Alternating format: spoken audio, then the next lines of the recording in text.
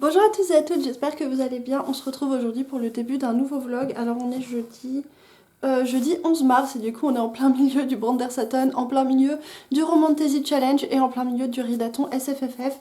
Et du coup j'ai fait quelques lectures dont du coup je vais pouvoir vous parler parce que j'ai pas mal avancé dans mon Brandersaton puisque j'ai lu Warbreaker de Brandon Sanderson. J'ai également lu L'âme de l'empereur, toujours de Brandon Sanderson, et j'ai commencé Rythme de guerre, donc le tome 4, première partie des archives de Rochard. J'ai commencé ça et bref, je vous en parlerai tout à l'heure. J'ai aussi lu, mais j'ai pas filmé et je vais pas vous en reparler maintenant, enfin je vais vous en parler très brièvement. J'ai terminé la trilogie Un palais d'épines et de roses, la trilogie Akotard de Sarah Gimas, puisque au tout début du mois, oui alors je me souviens plus quand, voilà, c'est ça, de pas vloguer et de tout devoir reprendre après, bref, je sais plus trop quand, mais au début du mois, du coup, j'ai lu le tome 3 d'Akotar et j'ai vraiment passé un super moment de lecture.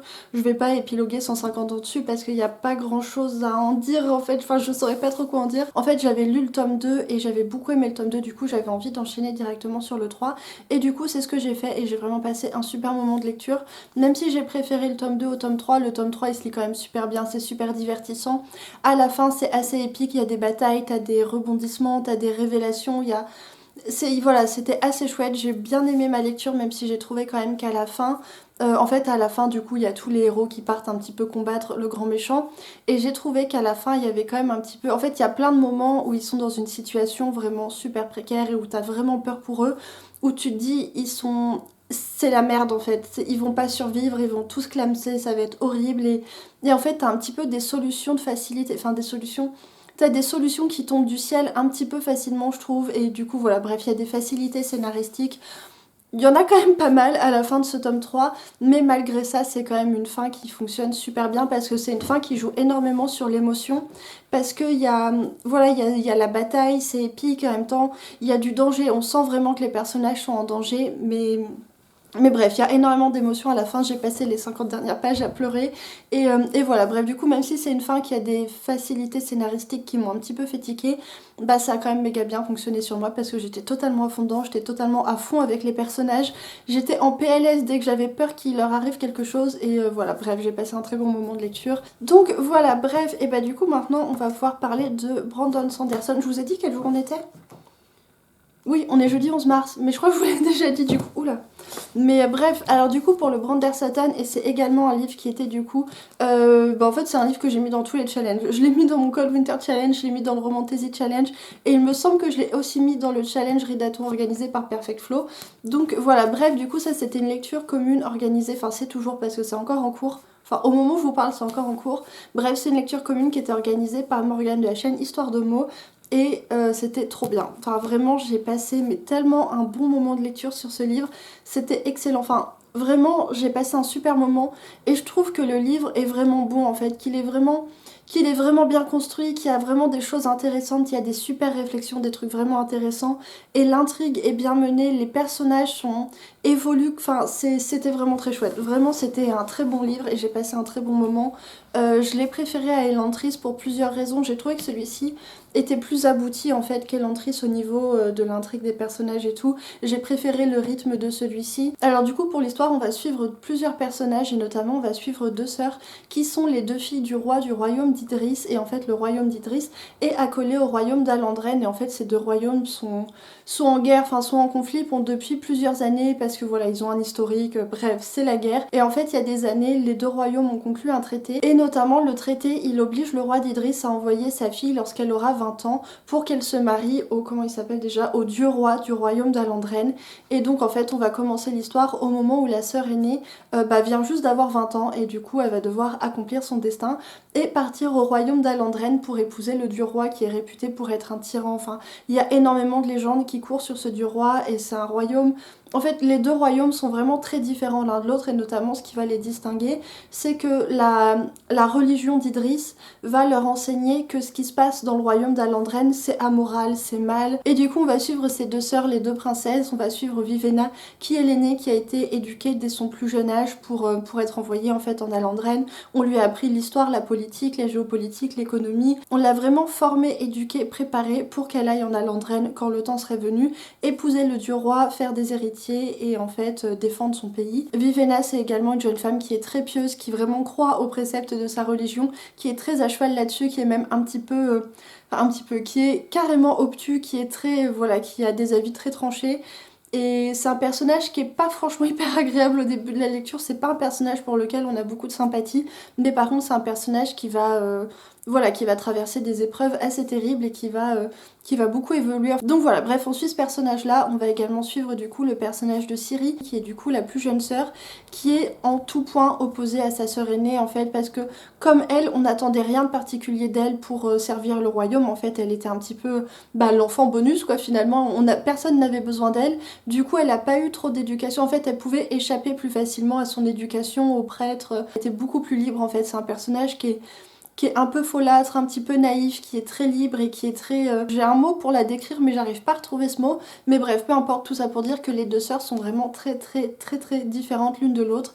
Et en fait, le temps est venu, il y a une des sœurs qui va devoir partir en Alandren pour épouser le dieu roi. Et en fait, l'autre va vouloir y aller également pour la sauver, pour la sortir de tout ça. Et elles vont toutes les deux se retrouver dans les embrouilles jusqu'au cou. Et en fait, du coup, on va les suivre en Alandren. Et en arrivant en Alandren, on va rencontrer des nouveaux personnages. On va notamment rencontrer le personnage de Chant de Flamme qui est un dieu. C'est un dieu mais vraiment c'est mon personnage préféré. C'est vraiment le personnage que j'ai préféré suivre dans ce roman parce qu'il est mais tellement drôle et tellement touchant. En fait c'est un dieu qui croit pas en lui-même, enfin c'est un dieu qui croit pas en sa propre religion, qui croit pas en lui-même et que du coup c'est très drôle. Il a des réflexions qui sont très drôles parce qu'il dit un petit peu mais non, vous vous plantez, enfin il y a erreur sur la marchandise, je suis pas Dieu en fait, enfin je peux pas rentrer trop dans le détail, mais bref tout ça pour dire qu'en fait du coup Chant de Flamme il a oublié toute son ancienne vie et il se pose énormément de questions sur la personne qu'il était avant et du coup pendant le roman on va un petit peu le suivre qui va faire une espèce d'enquête introspective pour en fait trouver des réponses, pour comprendre qui il est, découvrir quelle est sa place, qu'est-ce qui s'est passé et c'était... En fait, c'était à la fois hyper drôle et en même temps c'était super touchant. Bref, du coup voilà pour les personnages et en fait, je vous ai dit quoi, je sais plus où j'en étais avant de partir en digression sur Chant de Flamme. Mais bref, du coup on arrive en Alandren et en fait en arrivant en Alandren, on va comprendre qu'il y a pas mal de choses un petit peu louches qui se passent notamment au niveau des hautes sphères du pouvoir, donc du coup du palais du roi et des dieux, etc. En fait, il y a des gens qui essaient de provoquer la guerre et donc du coup on sent qu'il y a des personnes qui manipulent un petit peu tout ça en coulisses. J'ai beaucoup aimé la fin parce qu'en fait il y a une espèce de petit côté enquête qui se met en place où du coup les personnages vont essayer de savoir qui veut vraiment quoi, qui veut déclencher la guerre et qui est plutôt pour la paix et en fait il y a des choses qui se mettent en place à un moment et sur la fin du roman on est même sur un côté presque thriller où il y a une grosse montée en tension et on sent que ça pue, enfin qu'il va se passer un truc. Et c'était trop cool, je peux pas vous dire, c'était vraiment trop génial. Et la fin est vraiment super cool, super intense en fait. Il y a un dénouement qui est plein de surprises, enfin c'était vraiment trop chouette, je peux pas vous dire évidemment, mais c'était vraiment une super lecture. Donc voilà pour Warbreaker, et sinon j'ai également lu L'âme de l'empereur, donc toujours de Brandon Sanderson, et c'était ma foi fort sympathique. Alors c'est un très court récit parce que Brandon Sanderson il a plutôt tendance à faire des pavés et celui-ci il fait un tout petit peu moins de 200 pages. Malgré le fait que ce soit très condensé, j'ai quand même trouvé que les personnages étaient intéressants, que le système de magie qui est développé là-dedans était vraiment super intéressant. Et bah c'était très sympathique et moi j'ai bien aimé. Donc voilà, je m'attarde pas dessus hein, parce que sinon la vidéo va être super longue. Et je voudrais vous parler du coup du tome 4 des archives de Rochard que j'ai commencé il y a déjà 4-5 jours et que je n'ai pas fini. Je suis à la page 440 et je vous avoue que le début a été vraiment très laborieux pour pas mal de raisons, mais je vous en parlerai de tout ça plus tard parce qu'en fait là j'ai faim et du coup je voudrais couper la caméra pour aller me faire un truc à manger et voilà, du coup je vous laisse là pour tout de suite. Je vous reparlerai du coup des archives de Rochard la prochaine fois. Je l'aurai probablement avancé, voire fini du coup la prochaine fois, je vous en parlerai et là je vais me faire un truc à manger. Du coup sur ce je vais vous laisser et puis voilà. Rebonjour tout le monde, alors on est toujours jeudi et du coup je reviens pas pour vous parler des archives de Rochard parce que j'ai la flemme en fait, je suis sur une grosse baisse de morale aujourd'hui, vraiment ça fait quelques jours déjà que ça va pas hyper bien mais là aujourd'hui c'est vraiment la bonne grosse journée de merde, donc voilà, c'est vraiment pas drôle. J'aimerais pouvoir lire mais En fait, quand je suis dans un état comme ça, j'ai du mal à lire et à être bien dans ma lecture. Et déjà que j'ai peiné sur le tome 4 des Archives de Rochard, j'ai du mal à rentrer dedans et tout, parce que, enfin bref, pour plein de raisons, je vous en parlerai plus tard du coup. Bah, j'ai pas envie de me gâcher la lecture en lisant alors que je suis pas bien comme ça. Enfin, ça me fait chier, je suis saoulée.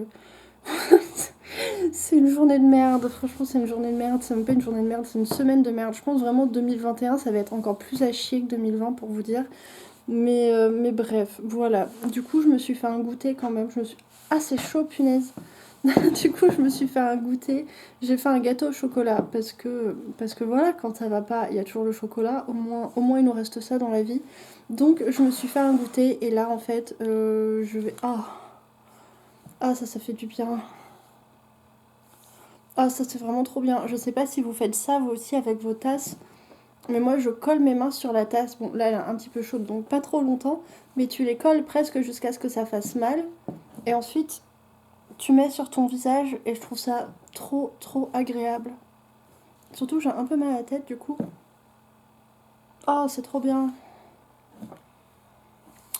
Bref, du coup, là, je mangeais mon gâteau au chocolat devant une vidéo de Piketty Bookin parce que c'est un petit peu mon rituel. Enfin, c'est pas mon rituel, mais en général, quand ça va pas, je mange un truc sympa et je me mets devant des vidéos. C'est souvent Piketty d'ailleurs parce que j'aime bien regarder ces vidéos. Je trouve que c'est des vidéos qui font du bien au moral et en plus, elle fait des vlogmars donc du coup, c'est cool parce que j'en ai quelques-unes à rattraper. Donc, je vais faire ça. Il est même pas tard, il est 16h. Putain, ma vie, c'est tellement de la merde. Bref, du coup, je vais faire ça et puis bah, j'espère qu'après ça ira mieux parce que j'aimerais bien faire des trucs de ma vie quand même. Et voilà, désolée si vous entendez derrière, il y a l'ordinateur qui fait du bruit. Mais voilà, vraiment, c'est pas ouf.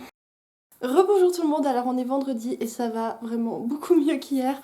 Hier c'était compliqué, c'était vraiment une journée compliquée et aujourd'hui ça va beaucoup mieux. Voilà, je pense même qu'aujourd'hui ça va être une bonne journée, je vais réussir à faire des choses, à être productive et tout. Mais voilà, il y a des journées comme ça, il y a des journées en fait où je vais être dans le désespoir le plus absolu, où vraiment j'arrive à rien, j'arrive pas à me concentrer, physiquement ça va pas trop.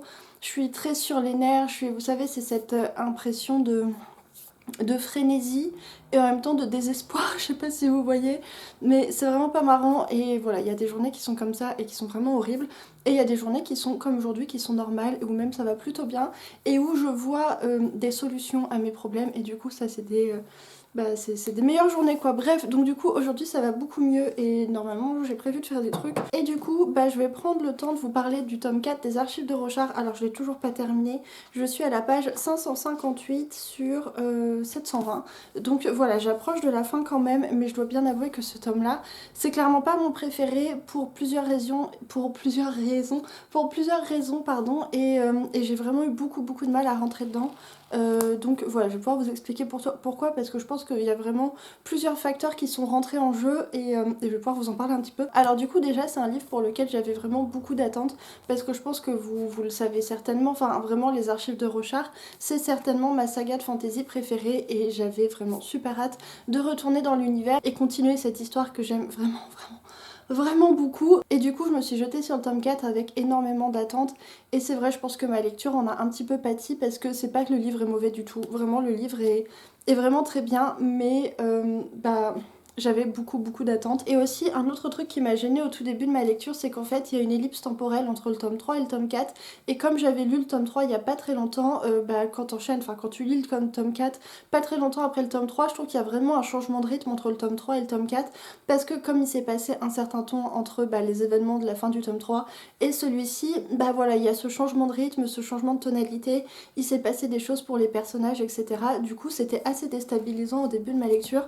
Du coup, voilà, il y a déjà eu ces deux faits-là, et aussi le fait que, voilà, cette semaine, ça allait pas trop, j'allais pas très bien, j'ai eu mes règles, j'avais mal au ventre, j'avais mal à la tête, bref, bon, c'était pas ouf, mais ça va beaucoup mieux, et il y a plein de choses que je trouve super intéressantes, notamment, j'ai commencé à mettre des post-it, chose que je ne fais absolument jamais d'habitude, mais c'est que là, vous savez, Brandon Sanderson, au tout début de ses chapitres, il y a des petits chapeaux comme ça avec des trucs qui sont écrits là, et là c'est hyper intéressant parce que ça commence à amener plein d'éléments à propos de la mythologie des dieux, etc. mais du cosmère Voilà, pas que de Rochard, mais de l'intégralité du Cosmer. Et il y a des choses où j'étais totalement hallucinée parce que ça nous annonce mais des trucs de malade. Donc voilà, en gros, où j'en suis dans les archives de Rochard, je voudrais le terminer aujourd'hui parce que ça fait déjà un moment que je suis dessus et j'aime pas rester aussi longtemps sur un livre. Donc voilà, j'ai l'impression que j'ai été très confuse, mais j'espère que j'étais quand même assez claire pour vous parler de tout ça. Donc voilà, j'ai encore un peu mal au crâne, moi, tiens. Ah, punaise, mes yeux. C'est parce que je passe trop de temps sur... je mets pas assez mes lunettes et je passe trop de temps sur les écrans. Donc voilà, bref, et bah du coup sur ce, je vais aller préparer des petites choses dont je peux pas vous parler, mais je vais aller les faire quand même. Et voilà, bref, du coup, je vous reprends plus tard.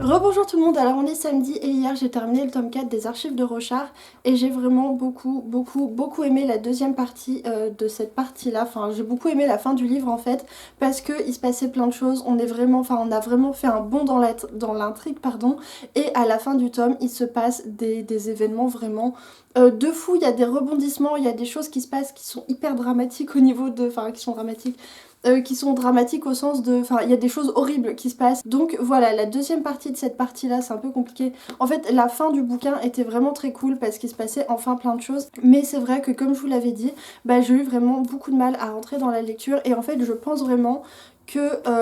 il faut pas lire, en fait il faut les lire quand on a la deuxième partie sous la main parce qu'en fait on a tendance à oublier que ça c'est pas le livre complet en fait, c'est vraiment que la première partie et je pense vraiment que ma lecture elle a pâti de ça, du fait que bah voilà, j'ai eu tendance à considérer que ça formait un tout, que c'était en entier et c'est pas le cas et du coup c'est vrai que bah quand t'as 300 pages très centrées sur le personnage, un gros approfondissement de la psychologie des personnages, quelque chose d'assez sombre en plus. Bah en fait 300 pages sur 700 tu trouves que c'est long, mais quand tu te rappelles qu'en fait c'est pas 700 mais c'est 1400 pages qui fait le tome, tu dis que ça va en fait. Et en fait quand tu penses au tome dans son entièreté, du coup partie 1 et partie 2, tu comprends qu'en fait si le livre il fait 1400 pages, bah c'est normal que la première moitié elle soit plus lente, elle soit plus longue à se mettre en place parce qu'il y a énormément de choses à préparer pour les développements de la suite, ce qui est facile à comprendre quand t'as les deux tomes en main, mais que ton cerveau il va avoir tendance à oublier quand t'as le livre dans la main et en fait c'est pas tout le livre, vous voyez ce que je veux dire ou pas.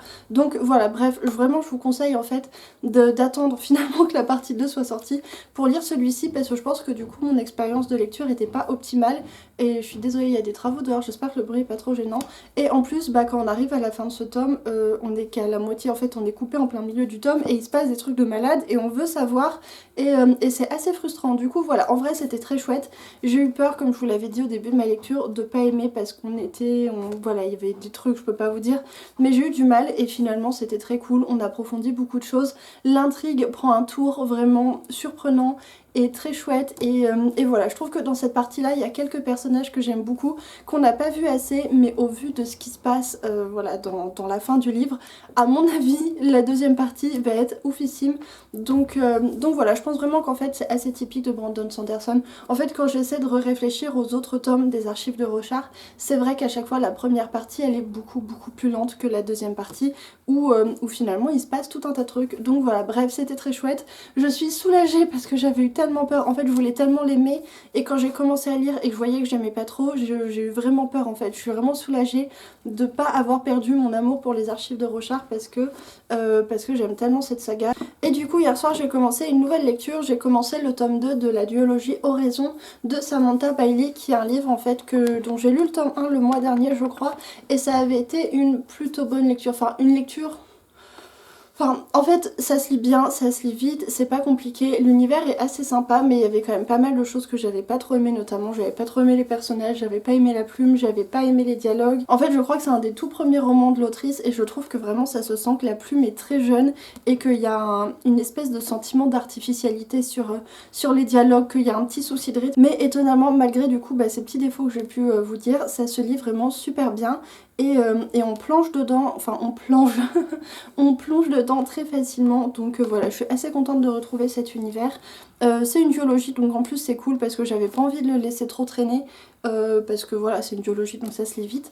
Donc je vais lire ça aujourd'hui tranquillement, vraiment je trouve que ça se lit très vite, donc il y a moyen que je termine aujourd'hui parce que le livre il fait 700 pages et quelques et je suis pile à la moitié, je suis à la page 360, donc un tout petit peu plus que la moitié. En fait je me suis fait la réflexion hier en reprenant ma lecture que finalement le résumé ressemblait énormément au résumé de Warbreaker, parce qu'on est sur un univers de fantasy, bon là c'est plutôt young adulte, mais en fait on va suivre deux sœurs qui là ne sont pas des princesses mais qui font quand même partie des sphères assez élevées de la société, et en fait on va être sur une histoire de tyrannie, de guerre, de religion, et en fait et voilà, du coup je trouve que dans les grandes lignes ça ressemble pas mal aux grandes lignes de Warbreaker. Je rentre pas trop dans le détail parce que j'en ai déjà parlé de ce livre là, j'en ai parlé dans des vidéos, je crois que j'en ai même parlé un petit peu en live, mais voilà, bref, du coup je vais continuer ma lecture aujourd'hui et puis je vous en reparle bientôt et voilà, du coup je vous laisse ici et puis je vous dis à plus tard.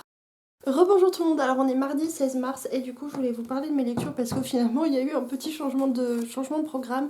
J'avais commencé à lire ça et en fait, j'avais commencé de lire ça, j'avais commencé à lire ça et finalement je me suis fait le deuxième tome du coup de Oraison de Samantha Bailey, et assez rapidement je me suis rendu compte au bout de 20 minutes de lecture que finalement ça passait pas, que j'avais pas envie de lire ça. Du coup je l'ai laissé de côté parce que j'avais pas du tout envie de me forcer à lire. Déjà j'ai jamais envie de me forcer à lire, mais surtout en ce moment j'ai envie de lire des trucs qui me font vraiment plaisir et pas parce que ça rentre dans mon planning de lecture ou quoi. Enfin vous voyez un petit peu l'idée, je trouve ça bien de programmer mes lectures et de prévoir de faire des piles à lire et tout, parce que j'adore faire des piles à lire, mais c'est pas grave de pas les respecter.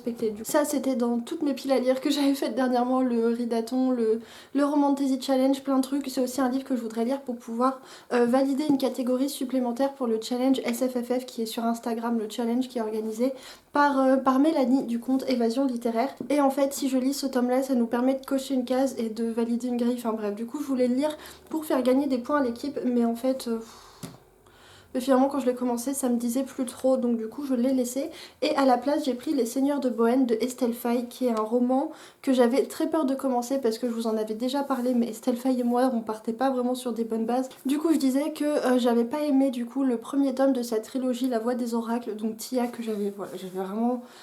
J'avais pas détesté mais j'avais vraiment pas aimé non plus, et j'avais pas pu continuer le livre Un éclat... Non, comment ça s'appelle? Oui c'est ça, Un éclat de givre, parce que les 10 premières pages m'avaient totalement vaccinée. C'était vraiment quelque chose, je savais que j'allais pas aimer.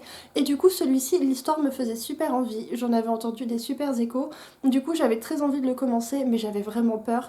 J'avais peur parce que une des choses qui me déplaisait chez Estelle Faye c'était sa plume, et ça la plume c'est vraiment le truc par excellence qu'on va retrouver dans quasiment tous les bouquins d'un auteur, même si là du coup en l'occurrence je trouve que la plume est plus mature que dans les tomes précédents. Dans les livres que j'avais déjà lus en ce qui concerne la plume, on sentait, moi personnellement, voilà c'est vraiment personnel, je veux pas critiquer si vous avez aimé. Moi personnellement j'aimais pas parce que j'avais l'impression, j'avais le sentiment qu'en fait elle forçait vraiment pour faire certains effets, qu'elle voulait avoir une plume travaillée et que du coup elle cherchait à rajouter des choses et ça avait un côté un petit peu artificiel et trop en fait, un côté de trop qui vraiment me déplaisait, vraiment que j'aime pas du tout, et du coup c'est ça qui me faisait très peur. Mais là pour le coup c'est pas que j'adore sa plume parce que voilà, parfois ça passe pas, mais je la trouve pas désagréable, je la trouve même plutôt agréable, et dans tous les cas j'aime beaucoup l'histoire, vraiment c'est vraiment une très bonne surprise ce livre, parce que pour l'instant je passe un très bon moment de lecture, pardon.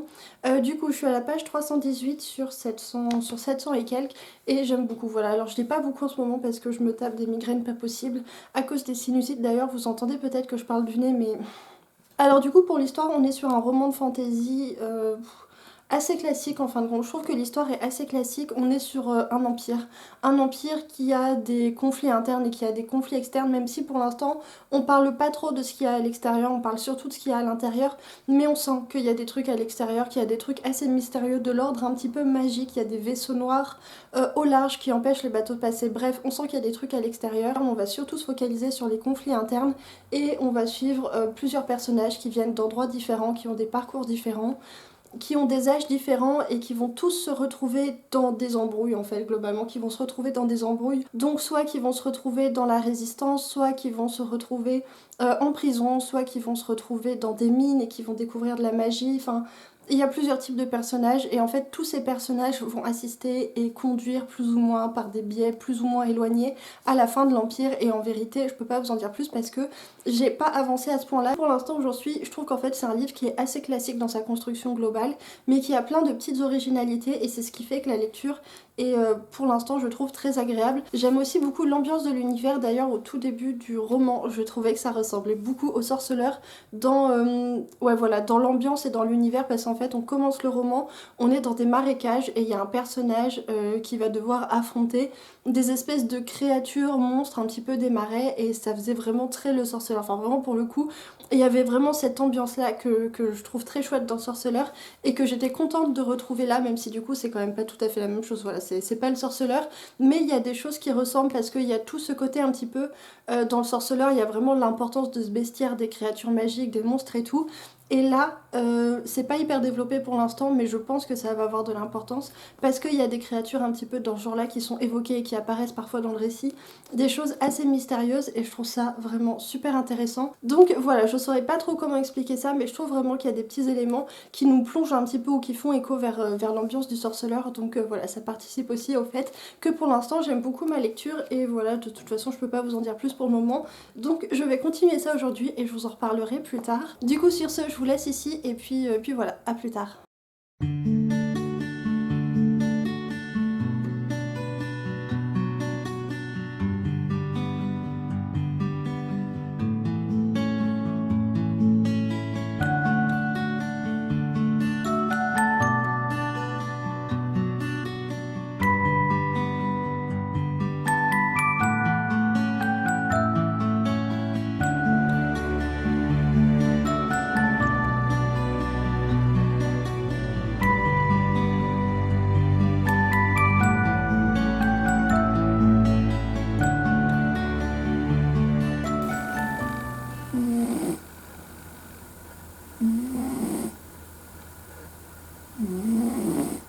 Rebonjour tout le monde, alors on est jeudi et du coup je vous reprends, je pense que ce sera le dernier clip du vlog parce qu'il est déjà assez long comme ça. Hier soir du coup j'ai terminé, enfin hier soir, oui c'est ça, hier soir j'ai terminé Les Seigneurs de Bohême de Estelle Faye qui est du coup le premier tome de sa duologie. Le deuxième tome s'appelle Les Révoltés de Bohême. Ça fait 720 pages et je suis un peu mitigée sur cette lecture. En fait c'est-à-dire que j'ai terminé hier et là on est quand même en fin de matinée donc j'ai eu le temps d'y réfléchir et j'arrive vraiment pas à savoir le bilan de cette lecture, est-ce que j'ai vraiment aimé ou pas parce que il y a des choses que j'ai aimées, il y a des choses que j'ai pas aimées. Vraiment, j'arrive pas à savoir vraiment ce que j'en ai pensé. Je pense que globalement, ça a été une bonne lecture. Ça n'a pas été une mauvaise lecture. C'était pas incroyable, mais c'était une bonne lecture. C'est-à-dire qu'en fait, au début, j'aimais vraiment beaucoup. Et au fur et à mesure, je pense quand même que mon enthousiasme est retombé parce qu'il y a eu des petites choses qui me plaisaient pas. J'ai l'impression que ça résonne vachement dans cette pièce, non? Oh non. Je pense que ça résonne, ça doit pas être très agréable pour vous. Ça m'embête parce que j'ai mis le chauffage que dans le bureau et j'ai pas envie d'aller dans le salon parce qu'il va faire froid. Mais là, j'entends que ça résonne. Bon, bah du coup, on va aller dans le salon et voilà. Bref, je nous déplace dans le salon. Et voilà, c'est le bazar. Vous voyez rien. Alors... il fait nettement plus froid ici, c'est pas grave. En fait, je pense que le premier défaut que je pourrais mentionner, c'est quelque chose qui est finalement assez courant sur les romans comme ça où il y a beaucoup de personnages. C'est que comme il y a beaucoup de personnages et qu'on va suivre tous les personnages, bah finalement c'est assez lent. Enfin, je trouve que le rythme est un peu lent et trop lent parfois, c'est-à-dire que on s'enlise un petit peu voilà, sur une bonne moitié de roman quand même au cœur du roman. Parce que comme du coup l'intrigue repose sur plusieurs personnages, il faut que les rouages de l'intrigue personnelle de chaque personnage se mettent en route pour que l'intrigue principale du coup se mette en place. Mais du coup je trouve que c'est un petit peu long. Alors un autre truc que j'ai pas aimé c'était les romances, vraiment les romances, j'ai eu énormément de mal dans ce livre. Déjà parce que quand je lis de la fantaisie adulte, je m'attends pas à retrouver autant de romances en fait. Quand je lis de la fantaisie, enfin de la romantasy young adulte, vous savez, les livres un petit peu comme Un palais d'épines et de roses ou Covenant ou tout ça, où c'est de la fantaisie, mais romance, c'est les deux en fait. C'est le contrat de lecture, tu le sais quand tu vas lire ce roman qu'il va y avoir de la romance, et bah ça me gêne pas parce que du coup à ce moment-là, c'est ça que j'ai envie de lire. Mais quand je prends de la fantaisie adulte et qu'il y a autant de romance, bah ça me gêne parce que c'est pas ça que je voulais lire en fait. On a 6-7 personnages principaux, il y en a quand même 4 qui sont en couple et qui sont en couple entre eux en plus, donc je trouve que voilà, ça fait beaucoup de romance, je trouve que c'était... Et je dis ça, pourtant j'aime beaucoup les romances, j'adore l'amour, je suis contente quand j'ouvre un roman de fantasy et qu'il y a une romance dedans. Par exemple dans les archives de Rochard, il y a une ou deux romances, mais en fait c'est pas le... En fait, ce que je reprends... Enfin c'est compliqué. Le sujet de la romance c'est un peu compliqué. En fait dans les archives de Rochard, même s'il y a de la romance, des personnages qui tombent amoureux et tout, c'est pas le propos principal, pardon. Et en fait l'intrigue va pas vraiment évoluer en fonction des intérêts amoureux des personnages. Alors que là, je trouve quand même que l'intrigue est vachement conditionnée par les rapports amoureux des personnages et du coup ça fait qu'il y a beaucoup de romance, il y a beaucoup de propos de romance, il y a beaucoup de moments où les personnages sont amoureux quoi. Vous voyez ce que je veux dire? Finalement j'ai trouvé que voilà, il y avait... J'ai pas aimé la manière dont la romance était amenée et j'ai pas aimé la manière dont la romance prenait de la place dans l'intrigue. Je pense aussi que si j'ai pas accroché aux romances, c'est aussi parce que je me suis pas attachée aux personnages en fait. Ça arrive parfois dans les livres où j'apprécie les personnages, voilà, j'ai rien contre eux, je les déteste pas, je les trouve plutôt intéressants, mais j'apprécie les suivre, mais je m'attache pas vraiment à eux en fait. Il n'y a pas ce lien qui se crée, alors que vous savez, parfois on va lire un livre et on va vraiment se sentir connecté au personnage. Là du coup j'ai pas eu cette connexion avec aucun des personnages et je pense que ça a joué forcément sur le fait que les romances me passaient un petit peu au-dessus parce que je me sentais pas proche des personnages et bref, vous aurez compris. J'ai pas précisé au sujet des romances mais je pense que c'est important quand même que les deux romances du coup c'est des romances LGBT parce que c'est voilà, c'est un livre où il y a beaucoup de représentation LGBT, ce qui est cool mais ce qui en même temps je vous avoue plusieurs fois m'a surprise ou m'a un petit peu... En fait, ça a été le sujet d'un débat sur le Discord et j'ai pas trop envie d'en parler maintenant parce qu'on en a déjà parlé et tout et que mon avis est pas vraiment ferme sur la question et que j'ai pas envie de dire des trucs problématiques alors que je sens bien que ma pensée est pas hyper... En fait, je sens bien en lisant ce livre que autant de représentations LGBT, ça me surprend, ça me met mal à l'aise et que si ça me surprend, ça me met mal à l'aise, c'est que j'ai pas assez déconstruit ma manière de voir les choses et que je suis encore trop dans une vision hétéro-normée, hétéro-cis-centrée, enfin bref, de la littérature. En fait, on en a parlé sur Discord, c'était vraiment un débat intéressant. En fait, ce qui est intéressant, je trouve, mais qui est aussi assez horrible, en fait, c'est que, étant moi-même une personne LGBT, j'en parle pas d'habitude parce que je pense pas trop que ça vous concerne, mais du coup, avant Guillaume, j'avais eu que des copines. Du coup, en tant que personne LGBT, même si du coup, je suis moi-même une personne concernée, et bah ma vision de la littérature reste très hétérocentrée alors même que je suis concernée. Vous voyez un petit peu le bail? C'est-à-dire que j'ai tellement l'habitude et c'est tellement devenu une norme pour moi que les couples représentés dans la littérature ce soit des couples hétérosexuels, que quand il y a beaucoup de représentations, quand il y a beaucoup de romances homosexuelles, et bah ça me perturbe et j'ai ce sentiment de trop, j'ai ce sentiment de l'autrice elle en a fait trop. Du coup voilà, je voulais vraiment préciser qu'il y avait de la représentation parce que je sais qu'il y a des gens qui cherchent ce type de lecture et qui veulent du coup se voir représentés dans les livres qu'ils lisent. Alors du coup globalement ce livre, parce que je voudrais pas en parler pendant trop longtemps quand même, j'ai bien aimé l'histoire, j'ai bien aimé l'univers, j'ai vraiment bien accroché avec l'univers, il y avait quelque chose de très sombre et de très mystérieux sur l'origine de cet empire, sur qu'est-ce que c'était que ces vaisseaux noirs, qu'est-ce que c'était que ces créatures dont il parle toujours et on sent qu'il y a plein de mystères qui et je trouve ça très chouette. Par contre j'ai trouvé que l'histoire se traînait quand même à pas mal de moments. Je me suis pas particulièrement attachée au personnage et j'ai trouvé que du coup on avait voilà ce milieu de livre où vraiment on s'enlise, c'est un petit peu long, on n'avance pas dans l'intrigue principale alors qu'à la fin tout se précipite. J'avais l'impression qu'en fait il y avait des choses qui du coup se dénouaient super rapidement, des choses qui se passaient super rapidement où on passait super vite sur certains éléments alors que bah on a attendu 700 pages pour arriver là. Du coup, est-ce que ça aurait pu être un peu plus développé? Je sais pas. Donc voilà, je vais m'arrêter là. Je pense que vous l'aurez vu que mon avis est assez fouillis parce que je suis assez perplexe sur ce livre. Voilà, j'arrive pas trop à expliquer ce que j'ai aimé, ce que j'ai pas aimé. Je pense que globalement j'ai passé un bon moment de lecture quand même. Je voudrais pas donner l'impression que j'ai pas aimé parce que j'ai passé un bon moment de lecture, c'était sympa à lire et je lirai la suite. Du coup je vais attendre qu'elle sorte en poche pour la lire parce que du coup je suis quand même très curieuse de voir où ça va aller. En fait c'est même pas tant que je suis curieuse des personnages, de savoir ce qui va se passer, mais je suis curieuse de découvrir un petit peu tous les mystères cachés de cet univers parce que l'autrice nous a teasé quand même des éléments, des choses que j'aimerais bien approfondir, je voudrais savoir en fait. Donc voilà, je pense que c'est pour ça que je lirai la suite. Et du coup avant de conclure le vlog, je voulais vous montrer le livre que j'ai acheté il y a 2 jours parce que c'est un livre qui me fait super envie depuis sa sortie poche. C'est un livre qui m'a été vraiment très conseillé par Crevette sur le Discord qui en dit vraiment du bien. Elle est tellement élogieuse en fait sur cette saga que ça m'a donné forcément super envie de la lire.